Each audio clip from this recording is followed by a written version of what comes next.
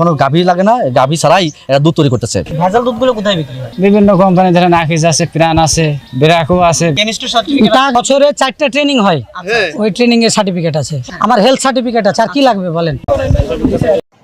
বাংলাদেশ যে একটা ভেজালের দেশ বা এটা সবাই জানে, তাও দেখেন শুনলে আপনি অবাক হয়ে যাইবেন। আরে ভাই, গাভী ছাড়া দুধ তৈরি হইতেছে, আর সেই দুধ বাংলাদেশের বড় বড় কোম্পানিতে যাইতেছে। কি করে সম্ভব? বিভিন্ন জিনিস দিয়া দুধ তৈরি করে সেই দুধ মানুষের খাওয়াইতেছে। বাংলাদেশের বড় বড় প্রতিষ্ঠান তার থেকে কিনা ওই দুধ বাজারে বিক্রি করতেছে। আর এই দুধ খাইয়া অনেক মানুষ ক্যান্সারে, বিভিন্ন রোগে আক্রান্ত হইতেছে, বিশেষ করে বাচ্চারা। এমনি খাইবা না, সরাসরি বিক্রি করতে গেলে ধরা খাইবা। এই জন্য বড় বড় কোম্পানিরা এ দুধ কিনে নিতেছে। পাউডার দিয়ে দুধ, বিভিন্ন জিনিস দিয়ে দুধ তৈরি হয়। মানে এক কথায় গাভী ছাড়া, আমরা জানি গরু ছাড়া দুধ উৎপাদন হয় না, সেই জায়গায় গরু ছাড়া দুধ উৎপাদন করে বাংলাদেশের মানুষকে খাওয়াইতেছে।